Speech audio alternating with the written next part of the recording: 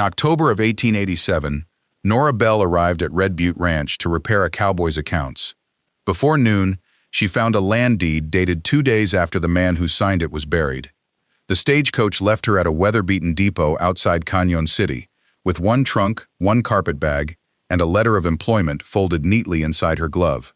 The letter promised $12 a month, board, a private room, and no questions about why a woman who had once kept books for a Denver mercantile firm had suddenly decided she preferred the edge of Colorado territory. Nora had accepted the terms because she had little choice. A man who had valued her arithmetic more than her honesty had made certain of that. A ranch wagon waited beside the platform. Its driver did not climb down to greet her. He merely lifted 2 fingers from the reins. "Miss Bell?" "Yes." Grant Mercer. She had expected a cowhand. The letter had described a rancher in need of help with his accounts, and Nora had imagined a tired young man with too many cattle and too little sense. Instead, Grant Mercer was perhaps 40, broad-shouldered beneath a worn brown coat, with dark hair silvering at the temples, and a face that appeared to have forgotten how to waste an expression. His eyes traveled from Nora's trunk to her sensible dark blue dress, then to the small leather case she carried against her ribs. "Books in there?" he asked. "Books, receipts, and a pencil." He nodded, as though she had passed some private examination. "Then we'll get along." It was not a warm welcome, but it was an honest one, and Nora had learned that honest men were rarer than warm ones. Red Butte Ranch lay 9 miles beyond town, where the earth rose red and broken toward the foothills. The house was sturdy but plain, built from pine logs darkened by years of wind and smoke. A barn stood behind it, along with cattle pens, a chicken coop, a water trough, and a long shed leaning slightly westward, as if it had grown tired of standing upright. The ranch itself spread across nearly 1,600 acres. Nora knew this because Grant said it the moment they crossed the boundary gate. 1,612, he corrected himself, or it was, last spring. The way he said it made her look at him. "Has the acreage changed?" "The county says it might." That is a rather important matter to mention in a hiring letter. I needed someone who would come. Nora turned toward the window, watching dust lift behind the wagon wheels. "And you believed the possibility of losing land would encourage an accountant?" "I believed the wages would." Despite herself, she nearly smiled. At the ranch house, Grant carried her trunk upstairs without asking permission and placed it outside a small room at the end of the hall. The room held a narrow bed, a washstand, a stove, and one clean window facing the eastern pasture.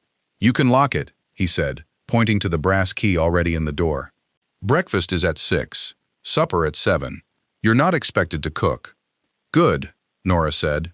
"I burn biscuits when distracted." For the first time, something shifted in his face. Not quite a smile, more like surprise that he had wanted one. The office was off the kitchen, separated by a door that refused to close unless shoved with a shoulder. It contained a desk, a stove, 2 chairs, and stacks of ledgers piled as if they had been trying to escape one another for years. Nora removed her gloves. "This is what needs repairing?" Grant stood in the doorway. "That and the ranch." She began with the nearest ledger. It was bound in cracked red leather and heavy with dust. Feed costs had been entered in 3 different hands. Cattle sales appeared without dates. 2 pages of expenses had been torn out entirely. "Who kept these?" she asked. "My brother, Nathan." "Until he died." Nora looked up. Grant's expression closed at once. "Then me, poorly. I'm sorry about your brother." He nodded once. It was the sort of grief that had been carried so long it no longer asked strangers to notice it. Nora understood that kind. She worked through the morning, asking questions only when numbers forced her to. Grant answered from the doorway, then from the chair, then from the yard whenever a ranch hand called for him. By 11, Nora had found unpaid freight charges, a missing cattle receipt, and a banknote whose interest had somehow doubled between April and September. By 11:30, she found the deed. It had been tucked between a seed invoice and an old survey map. The paper was newer than the surrounding records, cream-colored and carefully folded. Across the top were the words, "Transfer of Eastern Grazing Parcel." Nora unfolded it slowly. The document transferred 240 acres of Red Butte Ranch to the Cañon Land and Rail Company. The price was insultingly low. The signature at the bottom read, Nathan Mercer. Below it was a date, October 14th, 1885. Nora's fingers stopped. She had seen Nathan Mercer's death notice in the ranch ledger only 20 minutes earlier. A note, written in Grant's stiff hand, marked the day his brother had drowned during the autumn flood. October 12, 1885. She read the date again. Then she rose and carried the deed to the kitchen doorway, where Grant Mercer stood with his hat in one hand and a pail of water in the other. "Mr. Mercer," she said quietly, "when did your brother die?" The pail slipped slightly against his boot. "October 12th. Nora held out the paper. "Then, someone has sold your land using the signature of a dead man." Grant did not take the deed from her. For several seconds, he simply stared at Nathan's signature while the water pail rested crookedly against his boot. "That isn't possible," he said. "No," Nora replied. "It is not legal. That is a different matter." He set the pail down and accepted the document with both hands. His eyes moved across the page once, then again more slowly. Whatever color the cold wind had left in his face disappeared. "Nathan drowned on the 12th. Are you certain of the date?" Grant's gaze rose sharply. "I buried my brother on the 15th, Miss Bell. I remember the date." Nora did not retreat from his anger. Grief frequently wore anger because it was warmer and easier to carry.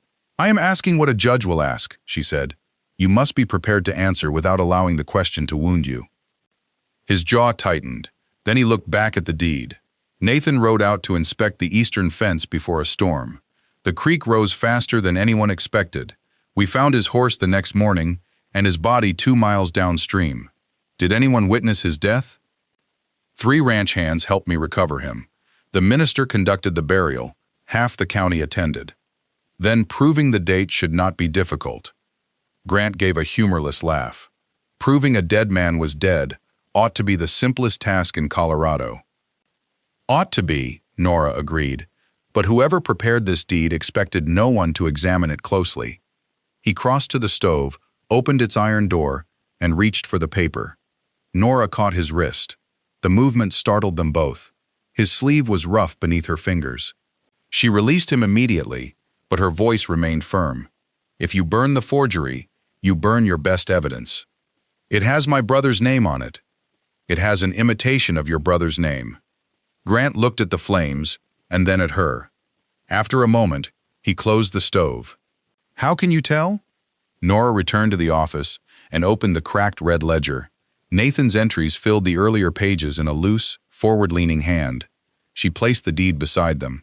"Your brother formed the capital M in Mercer, with a narrow first stroke and a wide second one. The signature on the deed reverses them."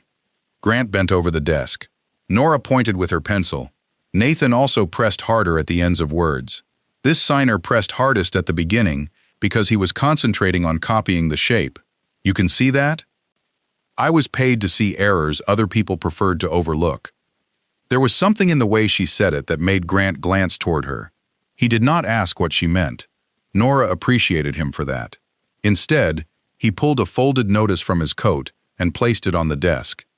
This arrived 11 days ago. It came from the county land office. The Canyon Land and Rail Company claimed ownership of the eastern grazing parcel and demanded that Grant remove his cattle before the 1st of November. A hearing had been scheduled in Canyon City in 18 days. "Why did you not show me this when I arrived? I wasn't certain you'd stay after seeing the books." "Your books are disorganized, Mr. Mercer. They are not contagious. I've seen men leave for less. I am not one of your men." "No," Grant said. "I noticed." His tone was unreadable, but it carried no mockery. Nora examined the notice. The disputed parcel included the ranch's only sheltered winter pasture and the upper spring feeding the eastern troughs. Losing 240 acres would not merely reduce the size of Red Butte. It could make the remaining land nearly useless during a hard winter. "Who owns the company?" she asked. "Ezra Pike. He has purchased 3 failing ranches north of town in the past year." "Why does he want this parcel?" "Says he plans to graze cattle." "Do you believe him?" "No. Neither do I." Grant studied her. "You've known about it for 5 minutes. And already I know Mr. Pike paid less for your best pasture than you earned from selling 40 head of cattle last year. A man does not forge a dead rancher's signature merely to acquire ordinary grass. The silence that followed was no longer distrustful. Grant was listening now. Nora gathered the deed, county notice, and red ledger, then placed them inside her leather document case. She turned its small brass key and slipped it onto a ribbon beneath her collar. Grant's eyes followed the key.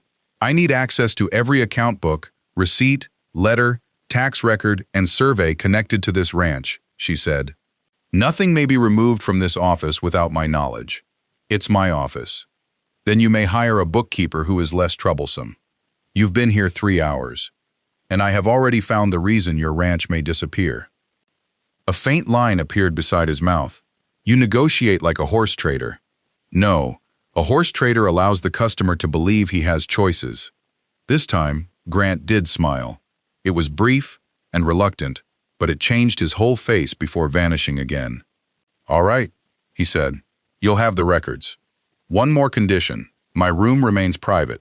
You knock before entering, and anything inside my leather case belongs to my work, unless I show it to you. You have my word." Nora held out her hand. "Then I will stay until the hearing." Grant accepted it. His palm was calloused and warm, his grip careful rather than crushing. 18 days, he said. 18 days. That evening, after Grant and the ranch hands had gone to the barn, Nora returned to the red ledger. She compared the disputed deed with every payment made during the month before Nathan's death. Near the bottom of one page, she found an entry written in Nathan's hand. $800 received. Deposit against East Parcel Access. The words had been crossed out. Below them, in another hand, someone had written, "Loan repayment to Ezra Pike." Nora held the page closer to the lamp. The first line had not merely been crossed out. Someone had tried to scrape the ink from the paper with a knife. Whoever had forged the deed had also altered the ranch ledger. And that meant the thief had once stood inside Grant Mercer's office. At sunrise, Nora placed the altered ledger entry before Grant. He read it standing beside the kitchen stove, one hand wrapped around a tin cup of coffee. $800, he said. Nathan never mentioned receiving it. Would he have hidden a business agreement from you? No, but we argued the morning he died. Nora waited. Grant looked toward the dark window. He wanted to lease a strip of the eastern parcel as a wagon road. I told him strangers crossing the land would frighten the cattle and damage the spring. Nathan said we needed the money. Who wanted the access? Ezra Pike. That linked the payment to the forged deed, but it did not explain why Nathan's original entry had been altered. Who had access to this office after your brother died? Everyone who lived here. Caleb Dunn was our foreman. 2 ranch hands came and went. Pike visited once to discuss Nathan's debts. What became of Caleb? He left 3 months later. Works for Pike now. Nora tapped the ledger with her pencil. Then I would like to see the eastern parcel. Grant glanced at her dress. It's 4 miles by horse. I rode before coming west. How long before? 15 years. Grant finished his coffee. I'll saddle Molly. The mare was small, patient, and old enough to regard human anxiety as a tiresome habit. Grant adjusted the stirrup himself, then showed Nora how to hold the reins without pulling at the mare's mouth. I remember how to sit on a horse, Nora said. Molly will be relieved. The first mile proved that remembering and doing were distant cousins. Nora bounced too stiffly in the saddle, tightened the reins whenever the mare quickened, and nearly lost a boot from the stirrup while crossing a shallow wash. Grant never laughed. He rode beside her, offering one correction at a time. Let your hips move with her. My hips object. They'll complain louder tomorrow. Your gift for encouragement is remarkable. So I've been told. By the second mile, Nora had stopped fighting the mare's motion. By the third, she could look away from Molly's ears without believing death was imminent. The eastern parcel opened beneath a red sandstone ridge. Brown grass moved in the wind, and a narrow spring emerged from beneath a shelf of stone before feeding 3 wooden troughs farther downhill. Beyond the pasture, the land narrowed between 2 ridges and descended toward the Arkansas River Valley. Nora studied the gap. A railroad could pass through there. Grant dismounted. That's my guess. Pike has been buying land along the same line. Has any company announced a route? No, but surveyors came through in August, said they were mapping county roads. Men frequently called their ambitions by harmless names until the paperwork was complete. Grant helped Nora dismount. His hands remained at her waist, only long enough to make certain her feet were steady. Then he stepped back. The restraint was so natural that Nora noticed it more than she would have noticed boldness. They followed the spring toward the boundary fence. Near the base of the ridge, Grant stopped beside a knee-high pile of stones. That marker should be 50 yards east. Nora crouched. Beneath the loose stones stood a short iron survey pin driven into the ground. Fresh scratches marked its upper edge. Could cattle have moved it? Cattle don't carry hammers. They walked farther east and found a shallow hole where the pin had originally stood. A narrow wagon track led north toward Pike's adjoining property. Someone had shifted the boundary marker inward, making the disputed parcel appear larger on the ground. Nora removed a measuring cord and small notebook from her leather case. Grant watched her stretch the cord between the old hole and the relocated marker. "You carry measuring rope?" "I carry whatever prevents men from arguing that my memory is defective." Grant took the far end without being asked. Together, they measured 47 yards and 2 feet. Nora recorded the distance, direction, condition of the soil, and wagon tracks. Grant cut a small triangle into the original fence post so they could identify it again. "You believe this will matter at the hearing?" he asked. "Not alone, but fraud is rarely one lie. It is several lies holding hands." On their way back, they paused above the spring. Grant explained how water from the eastern parcel sustained nearly half his cattle through winter. Nora listened closely, then calculated how much feed he would need to purchase if the spring were lost. The answer was more than Red Butte could afford. "This is not about 240 acres, she said. "Pike wants you unable to keep the rest."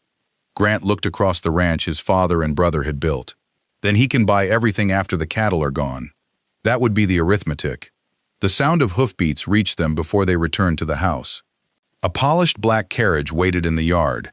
Beside it stood a lean man in an expensive charcoal coat, his silver watch chain bright against his vest. Caleb Dunn, the former foreman, remained mounted several yards behind him. Grant's expression hardened. "Ezra Pike!" Pike removed his hat as Nora approached. "You must be Miss Bell," he said. "Word travels quickly when an unmarried woman moves into a rancher's house." "So does land fraud," Nora replied, though apparently not quickly enough. Caleb shifted in his saddle. Pike's pleasant expression remained perfectly arranged. "I came to offer Mr. Mercer a peaceful solution."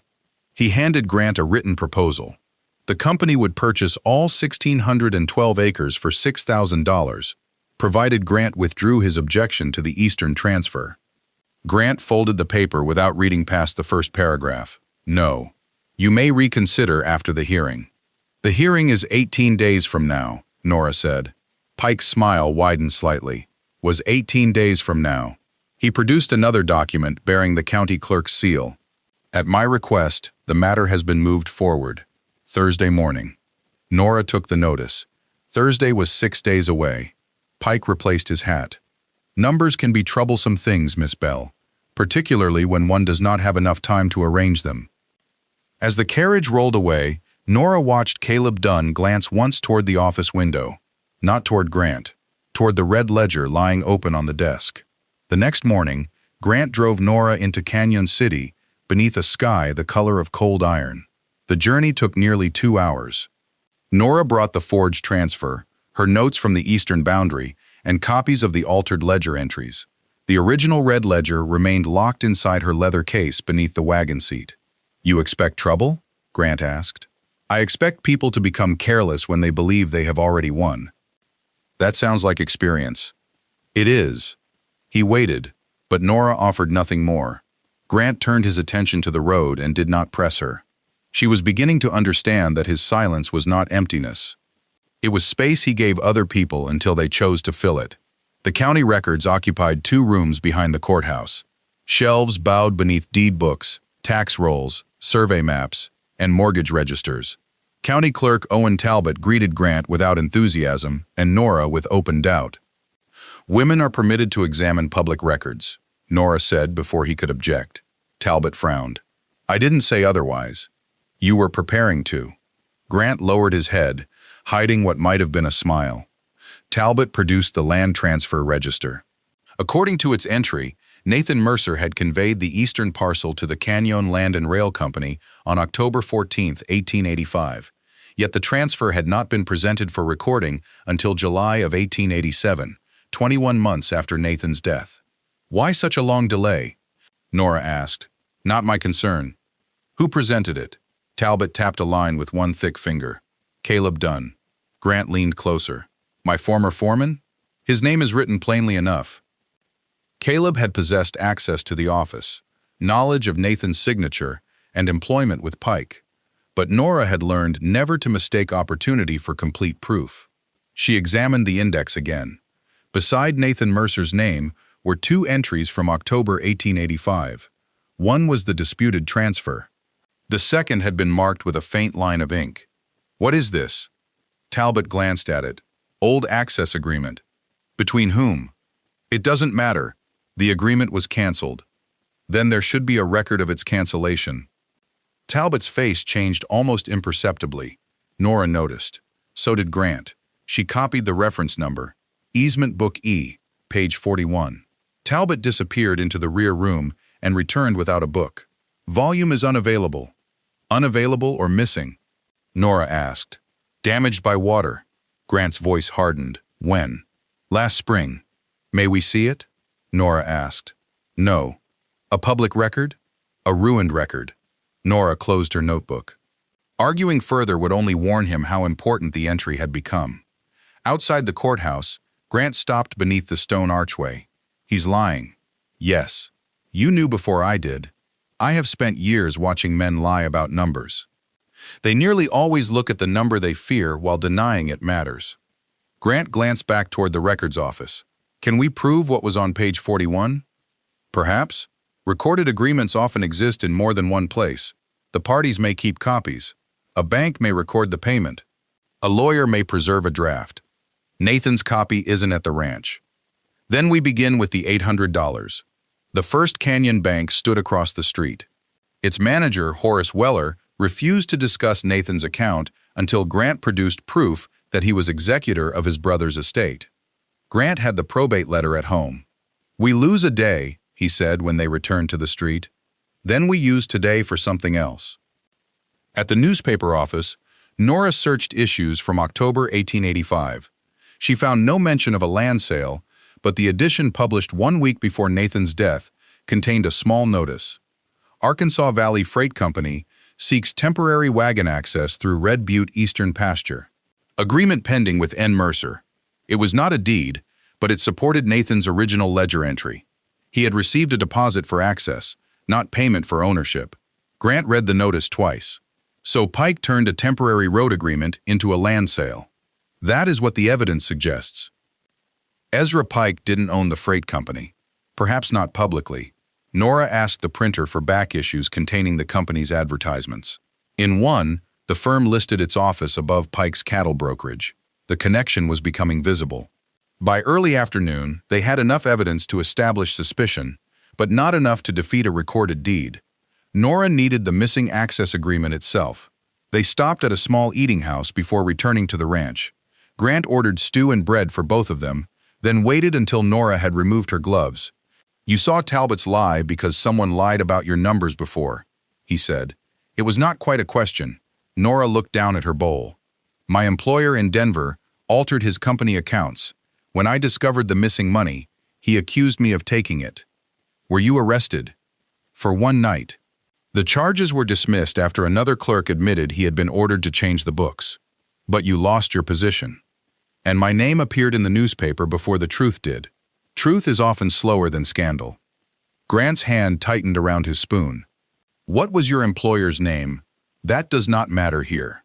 It matters to me. The quiet force of those 4 words unsettled her more than sympathy would have. I did not tell you so you could defend me. I know. Then why ask? Because a man should know the name of the snake before he walks through the grass. Nora looked at him. There was no pity in his face, only anger at an injustice done to someone whose work he had come to trust. Walter Briggs, she said. Grant nodded once, committing the name to memory. On the journey home, Nora's shoulder gradually began to ache from holding the leather case. Without comment, Grant moved it to the protected space between them. He did not touch the lock or ask to inspect its contents. Trust, Nora thought, was sometimes as simple as a man carrying what mattered without attempting to possess it. Dusk had settled when they reached Red Butte. The office door stood open. Grant had locked it before they left. Inside, drawers had been emptied, papers scattered, and the desk split near its lock. Someone had searched every shelf. Nora hurried upstairs. Her room remained locked, and nothing inside had been disturbed. She returned with the leather case still in her hands. Grant surveyed the ruined office. They wanted the ledger. "They believe we found something." "You did." Nora knelt beside the desk and lifted a torn scrap of paper caught beneath one leg. It bore a line written in Nathan's hand, "Duplicate agreement placed in father's deed box." Grant stared at the words. "My father had an iron deed box," he said. "Nathan took it after he died. Where is it now?" Grant looked toward the eastern hills, his expression darkening. "Nathan's hunting cabin, on the other side of Red Creek." Thunder rolled beyond the ridge. The same creek that had killed Nathan 2 years earlier was already rising. Grant was in the barn before dawn, saddling 2 horses beneath the weak light of a hanging lantern. "You are not coming," he said, when Nora appeared in her riding coat. "That is an unfortunate way to begin a reasonable discussion. Red Creek is already high, the trail beyond it is steep, and you have ridden twice in 15 years. Then it seems fortunate that I hired a capable guide." "You hired me?" "You deduct $12 from your accounts each month and send them in my direction. The distinction hardly matters." Grant pulled the saddle strap tighter than necessary. "Nathan died crossing that creek." "No, Nathan died because the water rose while he was alone." Grant turned toward her. "I am not asking you to enter the same water," Nora continued. "Your map shows a northern ridge trail that reaches the cabin without crossing the creek. That route adds 6 miles. And leaves us alive. I consider that a favorable exchange." He stared at her for a long moment. Then his shoulders lowered slightly. "You studied the ranch map." "I study anything that may prevent me from drowning." Grant handed her Molly's reins. "The ridge trail," he agreed. They rode north as rain began to fall. The route climbed through scrub oak and narrow stands of pine, avoiding the swollen creek below. Nora's muscles protested every mile, but she stayed upright and followed Grant's instructions. Near the ridge, loose mud caused Molly's rear hoof to slide. Nora leaned backward instinctively. "Forward," Grant called. "Give her the reins." Every sensible part of Nora wished to pull harder. Instead, she trusted him. She leaned forward and loosened her grip. Molly found her footing. At the top, Grant rode beside her. "You listened. You sounded certain." "I was." "Then do not become accustomed to it." The hunting cabin stood in a narrow clearing 3 hours from the ranch. One shutter hung loose, and the front door had been forced open. Grant dismounted before his horse fully stopped. Inside, chairs had been overturned, a mattress cut apart, and floorboards pried loose beside the stove. The small iron deed box lay beneath the bunk with its lock broken. Grant lifted the lid, empty. "We came too late," he said. Nora removed her wet gloves and crouched beside the box. The interior measured 18 inches long and 10 inches deep, yet the exterior was nearly 13 inches deep. She tapped the bottom with her knuckle. The sound was hollow. "Your father mistrusted banks," she said. "He mistrusted nearly everyone." A disagreeable quality, occasionally useful. Grant knelt beside her. 2 small screws had been concealed beneath strips of worn felt. He loosened them with the tip of his knife, and together they lifted a false iron panel. Beneath it lay a packet wrapped in oilcloth. Grant did not touch it. "You found it," he said. "We found it." Nora opened the packet carefully. Inside were the original deed to Red Butte Ranch, an 1869 survey, water rights certificates for the Eastern Spring, and a folded agreement dated October 9, 1885. The document granted the Arkansas Valley Freight Company permission to survey a wagon route across 40 feet of the eastern pasture. Nathan had accepted $800 as a deposit, but the agreement stated plainly that the money purchased no ownership interest. The access right would expire if construction did not begin within 30 days. No road had ever been constructed. The eastern parcel had remained entirely with the Mercer family. Grant read Nathan's signature at the bottom. That one is his. Yes? How can you be certain? Nora placed the agreement beside a letter Nathan had written to his father. The pressure, the spacing, the capital M. But we will need witnesses who knew his hand. I know it. You are his brother. Pike's lawyer will say you have an interest. So will everyone who ever worked beside him. Then we shall ask all of them. Rain struck the roof harder. Grant crossed to the window and looked toward the trail. We cannot ride down in this. How long? Until morning, if the ridge does not wash out. The cabin contained one narrow bunk and a chair with only 3 reliable legs. Grant placed fresh wood in the stove, then searched a shelf and found beans, coffee, and a sack of flour that appeared only mildly offended by its age. I warned you about my cooking, Nora said. I've eaten cattle drive biscuits. Your worst cannot frighten me. Together, they produced a supper that was edible in the legal sense. Grant mixed the dough while Nora measured the coffee. He burned one side of the biscuits, she burned the other. Neither mentioned it. Afterward, Nora sat at the small table copying every line of the agreement into her notebook. Grant stretched his bedroll beside the stove. You take the bunk, he said. There is room enough to share the floor. There is also a bed, which belongs to you. Tonight it belongs to the employee who found my ranch. He said it simply, without expectation or performance. Nora looked at the man arranging his coat beneath his head. Grant had accepted her stronger judgment at the creek, carried her evidence without opening it, and now gave her the only bed while asking nothing in return. She had once believed dependence began the moment a woman accepted kindness. Grant Mercer was teaching her that kindness and debt were not always the same thing. The storm kept them awake for several hours. In the darkness, Grant finally spoke. My last words to Nathan were angry. Nora remained still beneath the blanket. What did you say? I told him if he sold access to the spring, he could run the ranch alone. Did you mean it? No. Did he know that? A long silence followed. He should have. People rarely know the things we leave unsaid. The fire shifted in the stove. I should have ridden after him, Grant said, and then the creek might have taken 2 brothers. That does not make one easier to bury.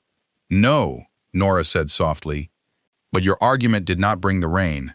Grant said nothing more, yet some of the tension seemed to leave the small cabin. At first light, Nora returned to the access agreement. The rain had stopped, and pale sunlight touched the table. She examined the signatures again. Nathan Mercer had signed as landowner.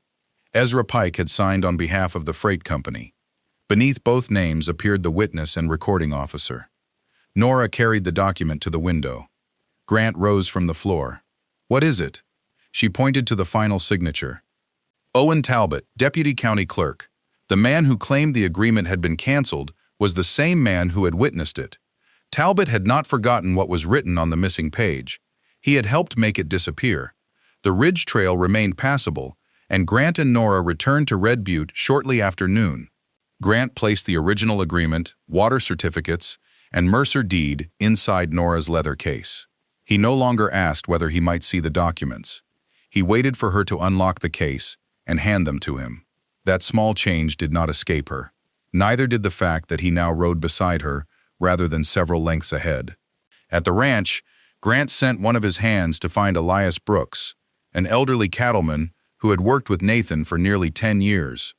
Elias arrived before supper, examined the signatures, and identified Nathan's real hand without hesitation. That transfer signature is close, Elias said, but Nate never made his rares that way. Looks like somebody drawing letters instead of writing them. He agreed to testify at the hearing. While Grant repaired the broken office door, Nora began reconstructing the ranch accounts in a new ledger. By midnight, the confusion had resolved itself into columns that could finally be trusted. Red Butte was not prosperous, but it was not ruined either. Grant had paid his men through 2 poor cattle seasons. He had purchased winter feed rather than let weaker animals starve. He had also allowed 3 neighboring families to draw water from the eastern spring without charge.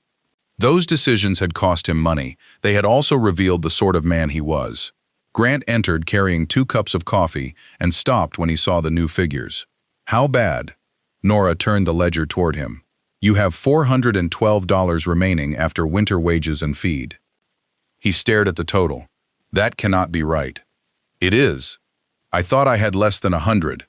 You counted several bills twice and failed to record 2 cattle payments. So the ranch is solvent? If you keep the eastern pasture, without it, winter feed will consume everything. Grant lowered himself into the opposite chair.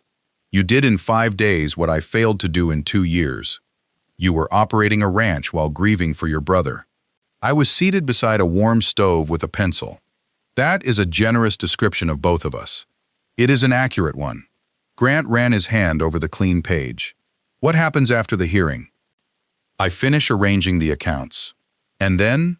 Nora knew what he was asking. My employment ends. It does not have to. The quiet offer warmed something in her that she immediately attempted to discipline. You hired me because the books were a disaster. They'll become a disaster again.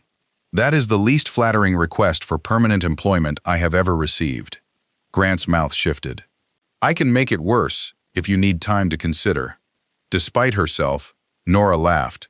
He looked at her as though the sound were something unexpected and valuable. I will consider it, she said. That answer seemed enough. The following morning, they returned to Canyon City with Grant's probate papers. Bank manager Horace Weller could no longer deny them access to Nathan's account. A young teller named Agnes Webb carried out the deposit register for October 1885. Her finger stopped beside an entry for $800. The notation read, 30-day deposit, temporary wagon access only. No title conveyed. Who wrote that? Nora asked. I did, Agnes answered. I copied it from the deposit slip Mr. Mercer brought. Would you testify to that? Agnes glanced toward Weller's office. Before she could answer, the manager emerged. My employees will not involve themselves in a private land disagreement. A forged deed is not a private disagreement, Nora said.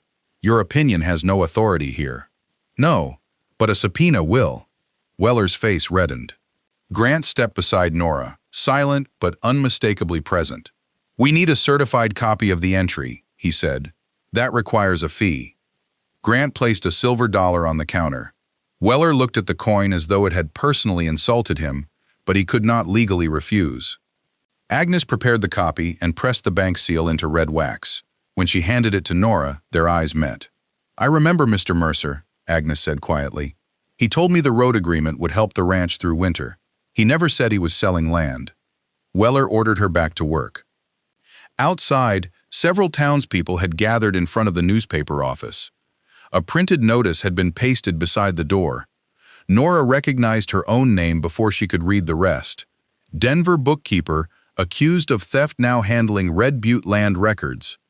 The notice repeated the old accusation and omitted its dismissal. Beneath it appeared a suggestion that Grant Mercer's newly discovered evidence had been manufactured by a woman already known to alter accounts. For a moment, Nora was back in Denver, walking past strangers who lowered their voices only after she had heard them. Her fingers went cold. We should return to the ranch, she said. Grant tore the notice from the wall. Across the street, Ezra Pike stood beneath the awning of the hotel. Caleb Dunn waited behind him. I warned you about trusting numbers, Pike called, especially numbers kept by a thief. Grant crossed the street before Nora could stop him. He did not strike Pike. He did not raise his voice. He simply placed the torn notice in Pike's hands. Miss Bell found more truth in 5 days than your company has recorded in 2 years. Pike's smile faded. You may regret defending her. I regret not hiring her sooner. The words reached everyone standing nearby. Nora felt them more sharply than any declaration of affection could have reached her. Grant had not defended her because she was weak. He had defended the value and honesty of her work. Pike glanced past him toward Nora. Walter Briggs has been summoned from Denver, he said. He will testify at Thursday's hearing. Nora's breath caught. Grant returned to her side. Briggs is the man who accused you? Yes. Then he can explain why the charges were dismissed. He will lie. Not if we have the truth arranged properly. It was her own manner of speaking, returned to her. Nora looked at the certified bank entry in her hand, the original agreement inside her leather case, and the man standing beside her, without demanding that she become fearless before he trusted her. Pike had expected the old accusation to send her running. 2 years earlier, it would have. This time, Nora walked back toward the wagon. "We have 48 hours," she said. "I want every payment involving Pike, Caleb Dunn, and Owen Talbot placed in order before supper." Grant climbed into the driver's seat. "Yes, ma'am." As they left town, neither of them saw Caleb enter the telegraph office. Nor did they know that the message he sent was not addressed to Walter Briggs. It was addressed to the county judge.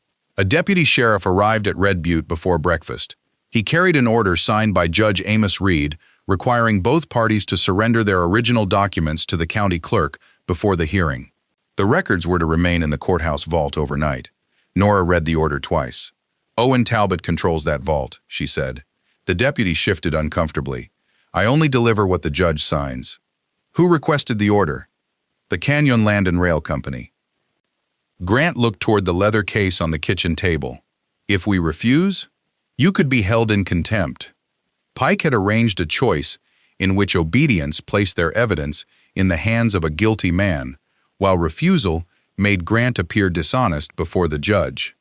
Nora placed the original agreement beside the red ledger and began preparing copies. For 5 hours, she wrote without pause. Grant read each page aloud, while Elias Brooks compared it against the original. Both men signed statements confirming that the copies matched the documents they had examined. Nora then separated the evidence into 3 packets. One would go to the courthouse, one would remain with Elias. The third would travel by stage to an attorney in Pueblo, with instructions to deliver it to the district court if anything happened to the originals. "You expected this," Grant said. "I expected something. What if Talbot destroys the agreement? Then 3 witnesses will testify that it existed, 2 copies will remain, and the order placing it in his custody will explain exactly who had the opportunity to destroy it." Grant studied the neat packets. "You build fences out of paper. Paper fences last longer than some wooden ones." Near sunset, a hired carriage appeared on the ranch road. Walter Briggs stepped down wearing a black city coat and the expression of a man who believed every room ought to rearrange itself for his convenience. Nora had not seen him since the Denver hearing. Her hand tightened around the brass key beneath her collar. Grant noticed. "You don't have to speak with him." "Yes," she said. "I do." Briggs entered the kitchen without removing his hat. "Miss Bell, you have traveled a long way to repeat your mistakes. My mistake was trusting you. And now you trust a rancher facing foreclosure." Grant's voice was level. "Remove your hat." Briggs glanced at him, then slowly obeyed. "I came to spare you embarrassment, Nora. Pike's lawyers intend to establish that you altered these ranch records to secure continued employment. The disputed deed was created 2 years before I arrived. They will say you invented the ledger entry and produced a false agreement. Both bear Nathan Mercer's handwriting. According to you. According to men who knew him." Briggs placed an envelope on the table. Inside was a train ticket to Denver and a written statement for Nora to sign. It declared that she had discovered no reliable evidence of fraud and had encouraged Grant to contest the transfer only because she feared losing her position. "If you leave tonight," Briggs said, "I will testify that your dismissal in Denver resulted from confusion rather than theft. Your name can be restored." Nora looked at the train ticket. 2 years earlier, she had wanted nothing more than to force the city to return the reputation it had taken from her. Now the opportunity sat within reach. The cost was merely Grant's ranch. "No," she said. Briggs's expression hardened. "Think carefully." "I have. That is why my answer arrived so quickly. You will never work in Denver again. I no longer consider that a threat." Briggs turned to Grant. "You intend to risk 1,600 acres on the word of this woman?" 1,612, Grant said. "She taught me to keep the number straight." Briggs took his coat and departed without another word. Nora watched his carriage disappear into the darkness. "You could still take the ticket," Grant said. She faced him sharply. "If staying here costs you the chance to clear your name, you should decide with the truth in front of you. And if I go, Pike wins. I would rather lose the pasture than own a choice you did not freely make. Grant spoke without drama. He was offering her a path away, even though it might cost him the ranch his family had built. Nora understood then that he did not want gratitude, service, or sacrifice from her. He wanted her decision. She tore the train ticket in half. "I have made it." Grant looked at the pieces and then at her. "You are certain?" "No," Nora admitted, "but courage appears to be what people call a decision after certainty has failed." His smile came slowly. "I was hoping you'd stay." "I know." That night, Nora returned to the office to review the red ledger one final time. Grant and the ranch hands were in the barn preparing cattle for the first winter drive. She had just reached the altered $800 entry when she smelled kerosene. A thin line of flame appeared beneath the office window. Nora seized the leather case and the red ledger. The outside door would not open. Someone had wedged a shovel handle beneath the latch. Smoke rolled across the ceiling. She wrapped the documents in her wool coat and threw them through the broken window. Then she snatched the coffee pot from the stove and poured its contents across the burning sill. The flames retreated for only a second. "Nora!" Grant's voice came from the yard. "The door is blocked." An axe struck the wood once, twice, then split the upper panel. Grant reached through the opening and tore the shovel handle free. Nora stumbled outside, carrying the last bundle of account papers. Grant caught her by the shoulders as the ranch hands formed a bucket line from the trough. "I'm all right," she coughed. "Save the office." He looked at the flames and then back at her. "The office can burn. The evidence cannot. It is already outside." Only then did Grant release her and join the bucket line. They stopped the fire before it reached the kitchen. Half the office wall was blackened and the desk had been destroyed, but the house remained standing. Nora's right palm was blistered from the hot window latch. Grant carried a basin to the porch and knelt before her, holding her hand in cool water. "You saved the ledger," he said. "You saved me. I nearly lost you over a piece of land." "No, Pike nearly burned your home over a piece of land. The distinction matters." Grant raised his eyes to hers. For a moment, everything they had not said occupied the small distance between them. Then one of the ranch hands called from beside the window. "Mr. Mercer, you should see this." In the mud below the office wall lay a set of boot prints and the mark of a horse with a damaged left rear shoe. Grant examined the track. "I repaired that shoe last month," he said. "Whose horse?" Nora asked. "Caleb Dunn's."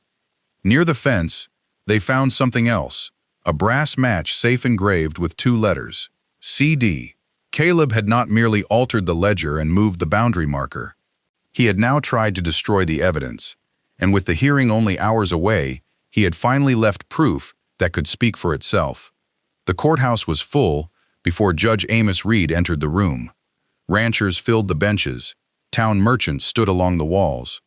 Even Agnes Webb had left her position at the bank to attend, though Horace Weller sat several seats away and pretended not to know her. Nora carried the leather case beneath her uninjured arm. Her burned right hand was wrapped in clean cloth. Grant walked beside her, holding the smoke-darkened red ledger. Owen Talbot waited near the clerk's desk. "The original documents must be surrendered immediately," he said. Nora did not open the case. "Not until each item is listed, witnessed, and sealed in the judge's presence." Talbot lowered his voice. "You are not in a position to make demands. The court order requires us to deposit evidence. It does not require us to surrender it without a receipt." Judge Reed entered in time to hear the final sentence.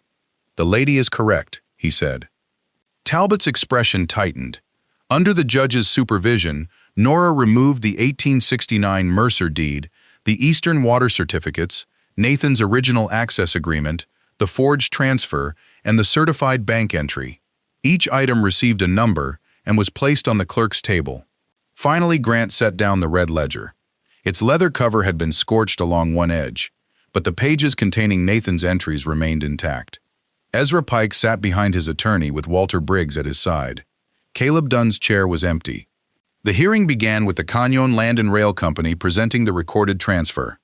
Pike's attorney argued that Nathan Mercer had sold the eastern parcel voluntarily, and that Grant's objection had arisen only after learning the land might become valuable for transportation.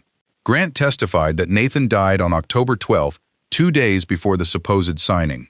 Elias Brooks confirmed recovering Nathan's body and attending his burial. A church register recorded the funeral on October 15th. Pike's attorney stood. "Is it not true, Mr. Mercer, that you argued with your brother about selling access to the eastern parcel?" "Yes." "And after his death, you assumed full ownership of the ranch?" "Yes." "Then you have every reason to deny that he completed the sale." Grant looked toward the judge. "I have every reason to wish my last conversation with Nathan had been different.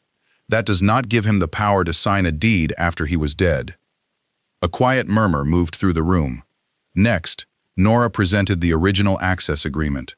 She explained the 30-day term, the limited 40-foot wagon route, and the clause stating that no title would be transferred. The agreement bore Nathan's authentic signature, Ezra Pike's signature, and Owen Talbot's signature as witness. Talbot shifted behind his desk. Pike's attorney approached Nora. "You claim this agreement invalidates the later deed?" "No. Nathan Mercer's death invalidates the later deed. This agreement explains how someone converted a temporary access arrangement into the appearance of a sale." "And you discovered all this within several days of being hired?" "Yes. Remarkably fortunate. Only for Mr. Mercer. It has been inconvenient for nearly everyone else." Several people on the benches laughed.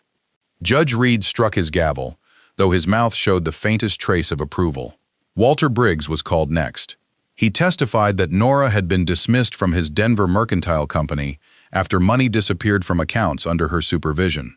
"Did you believe Miss Bell altered financial records?" Pike's attorney asked. "I did." Nora rose. "Judge Reed, may I ask the witness several questions concerning that accusation?" The judge nodded. Nora faced Briggs. "Was I convicted of theft?"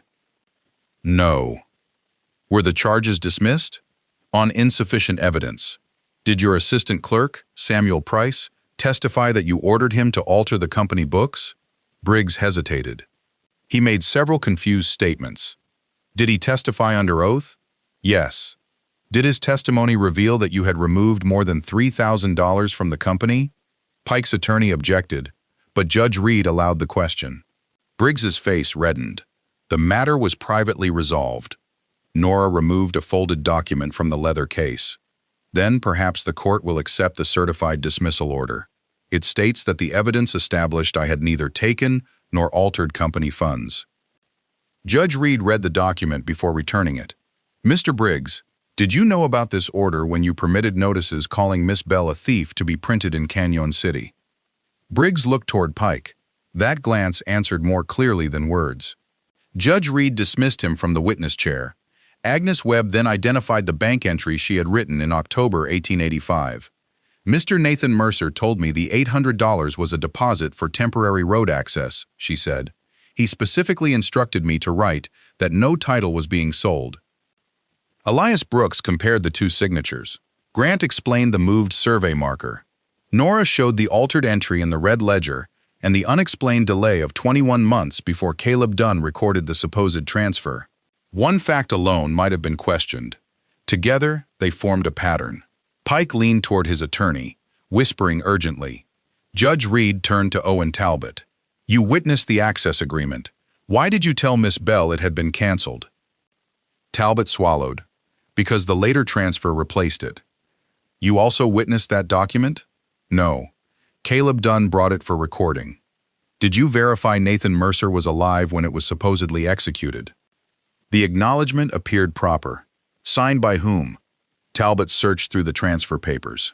The name of the notary was difficult to read, but Nora had already copied it. "James Holloway," she said. Judge Reed looked up. "Where is Mr. Holloway?" "He died in Pueblo in March of 1885.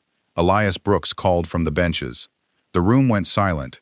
The notary named on a document dated October had been dead for 7 months. Pike rose abruptly. "This hearing has become a spectacle, built upon the claims of a discredited woman and resentful ranchers."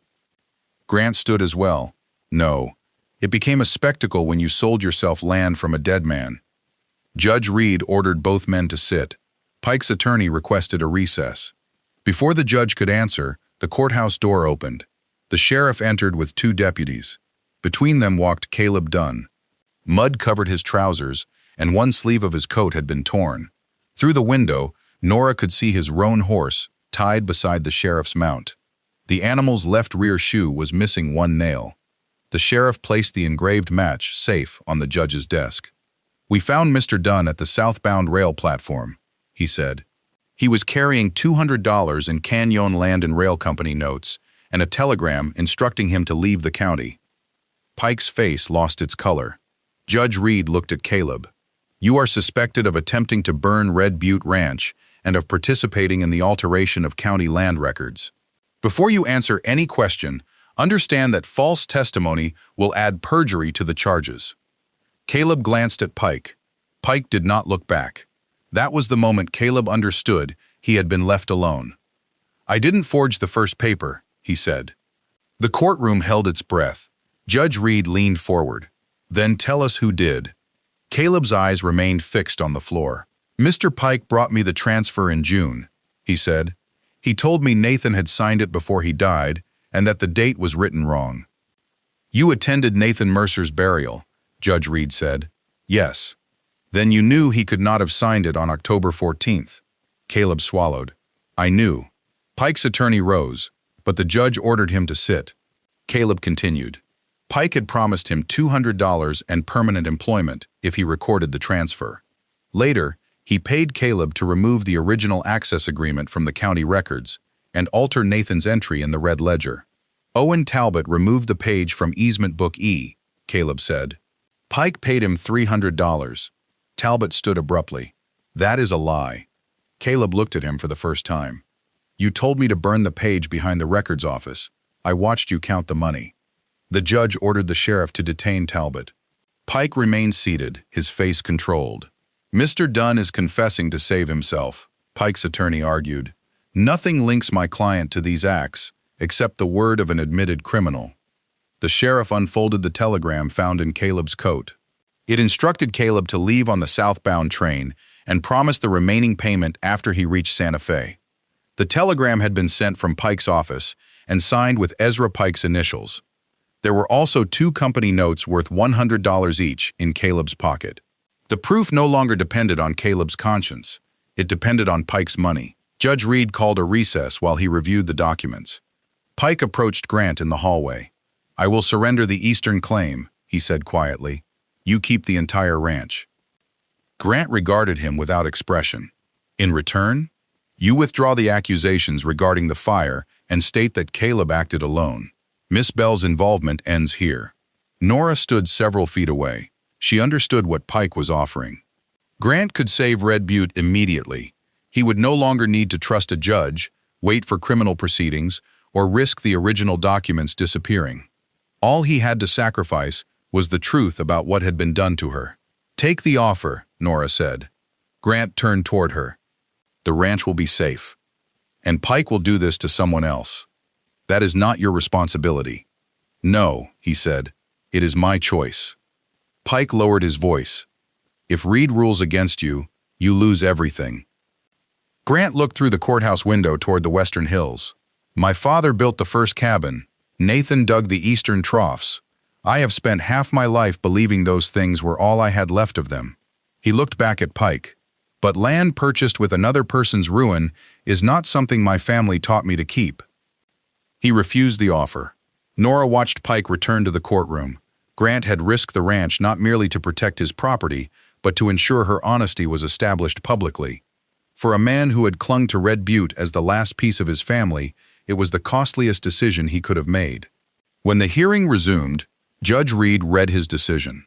The October 14 transfer had been executed after Nathan Mercer's death. Acknowledged by a notary who had died 7 months earlier, recorded after an unexplained 21-month delay, and contradicted by the original access agreement and bank entry. The court declared the transfer fraudulent and void. All 1,612 acres of Red Butte Ranch, including the eastern pasture and spring, belonged to Grant Mercer. The room erupted. Grant did not cheer. He closed his eyes briefly, as if allowing a weight to leave him. Judge Reed referred Pike, Talbot, and Caleb for criminal prosecution on charges involving forgery, destruction of public records, conspiracy, and arson. The sheriff placed Pike under arrest. Walter Briggs attempted to slip out through the rear door. Judge Reed stopped him. A transcript of your testimony and Miss Bell's dismissal order will be forwarded to the authorities in Denver. You may wish to remain available." For once, Walter Briggs had nothing to say. Outside the courthouse, townspeople crowded around Grant. Ranchers shook his hand. Agnes Webb embraced Nora and whispered that Horace Weller had suddenly decided her testimony showed admirable civic character. "Banks discover principles quickly when a judge is watching," Nora said. By late afternoon, the crowd had thinned. Grant found Nora sitting on the courthouse steps with the red ledger resting beside her. Its damaged cover smelled faintly of smoke. "You saved it," he said. "You carried it into court. I hired you to repair my books. You required extensive supervision. And you found the deed that saved my ranch. The deed helped. Nathan's agreement, the bank entry, Elias, Agnes, Caleb's telegram, and your knowledge of that horse track did the rest." Grant sat beside her. "You never let a man simplify anything. Only when simplification becomes inaccurate." He looked out across the street. "I asked you once what happens after the hearing." "I remember. I don't want you to stay because the books may become confused again." "They will." "I know." He turned toward her. "I want you at Red Butte because the house feels less empty when your lamp is burning in the office. Because you see what I miss. Because you argue with me when I am wrong and trust me when I know the trail." Nora's throat tightened. "That does not sound like an offer of employment. I'm trying to improve." "What are you offering?" "Whatever name you are willing to give it." She looked at his weathered face and remembered the man who had offered her a locked room, respected every boundary she set, and risked his family's land rather than purchase safety with her dishonor. "A partnership," she said. Grant nodded. "A partnership. Equal authority over the accounts." "Yes. $18 a month until the nature of the partnership changes." His brow lifted. 18? You have seen the condition of your books. 16. 17, and you repair the office window. Agreed. Nora held out her uninjured hand. Grant took it, but neither released the other. "There is one more condition," he said. "What is it?" "I would like permission to court my bookkeeper." Nora considered him with deliberate seriousness. "That may interfere with her work." "I am patient."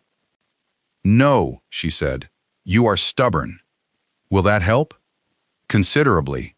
When he kissed her, it was gentle and questioning. Nora answered by resting her bandaged hand against his coat and drawing him closer. They returned to Red Butte before sunset. The eastern pasture was still theirs. Water moved through the troughs. The cattle stood quietly beneath the ridge, as though the fate of 1,600 acres had never concerned them at all. Grant stopped the wagon beside the damaged office. "We begin repairs tomorrow," he said.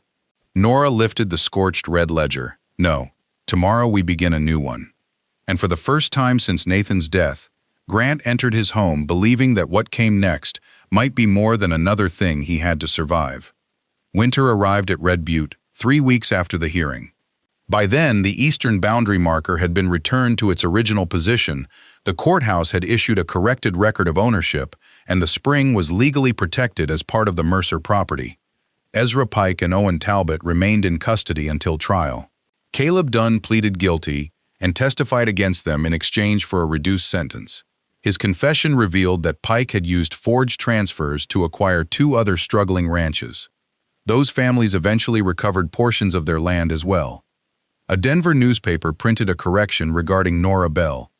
It appeared on the 4th page, in smaller type than the original accusation.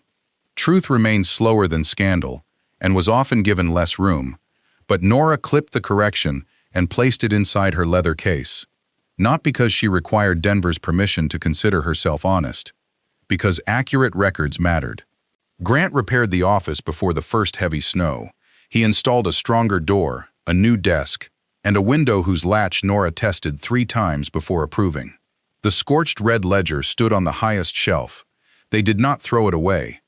It held Nathan's handwriting, proof of the fraud, and the record that had led Nora to the deed box beyond Red Creek. Its damaged cover no longer represented Grant's failure to manage the ranch. It represented what the truth had survived. Nora opened a new ledger bound in dark green leather. Grant wrote the first entry himself, October 1887. Paid Nora Bell $12 for repairing ranch accounts. Received considerably more than expected. She inspected the line. You neglected to state what was received. I was attempting modesty. Accounts do not reward modesty. Beneath his words, she added, recovered 240 acres, one eastern spring, and the owner's common sense. Grant looked over her shoulder. My common sense was never in the disputed parcel. No, it required a much wider search. Their courtship lasted through winter. Grant taught Nora to ride well enough that Molly no longer sighed when she saw her approaching. Nora taught Grant double-entry bookkeeping, though he maintained that any system requiring a man to write the same number twice had been designed by someone who disliked ranchers. They worked side by side. He listened when she recommended selling older cattle before feed prices rose. She listened when he warned that a clear morning could conceal an afternoon blizzard. Each discovered that yielding to better judgment did not diminish authority, it improved it. On the first warm day of April, Grant took Nora to the eastern spring. Snow remained beneath the shadowed ridge, but new grass had begun to show beside the troughs Nathan had built. Grant placed a folded document in her hands. It was not a marriage license. It was a partnership deed granting Nora an undivided half-interest in the ranch. She looked up at him. You are giving me half of Red Butte? No. I am asking you to build the next half of its life with me. And if I refuse to marry you, the interest remains yours. Nora read that clause twice. Grant had not offered her security in exchange for becoming his wife. He had secured her place before asking for anything. Why? She asked. Because I never want you to live here by my permission. The wind moved through the grass. Grant removed his hat. Nora Bell, will you marry a man whose books will always require supervision? $17 a month? For life. That is a reckless financial commitment. I have an excellent bookkeeper. She folded the deed carefully and placed it inside her coat. Yes, she said, I will marry you. They were married beside the eastern spring in May. Elias Brooks stood with Grant. Agnes Webb stood with Nora, and half the county attended, partly from affection and partly because Canyon City had learned that any event involving Nora Bell and Grant Mercer was unlikely to be dull. After the ceremony, Grant carried no bride across a threshold. He opened the new office door and handed Nora the key. She entered beside him. In the years that followed, Red Butte became known for two things: strong cattle and accounts so exact that even bankers approached them cautiously. Nora established a small bookkeeping service for neighboring ranch families, accepting eggs, labor, or firewood from those unable to pay cash. Grant constructed a second room beside the office so she could teach young women how to keep ledgers, read contracts, and recognize dishonest interest charges. Together, they rebuilt the Red Creek Bridge and placed a simple carved marker beside it. Nathan Mercer. His work remains. Grant no longer spoke of his brother only on the anniversary of his death. He told their children about Nathan's humor, his impatience, and the winter he attempted to teach a calf to pull a sled. Grief ceased to be a locked room. It became part of the home without owning it. 25 years after Nora first stepped off the stagecoach, the eastern spring still watered the Mercer cattle.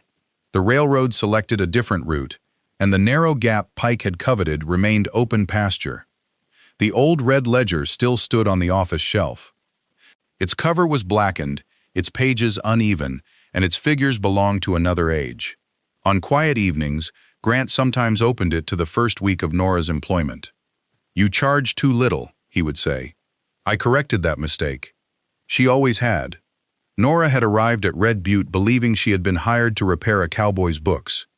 Instead, she found the deed that saved his ranch, the truth that restored her own name, and a man who never asked her to become smaller so that he might feel strong. Grant believed he had hired an employee. What he received was an equal, and every honest entry they made afterward became another line in the life they chose to build together.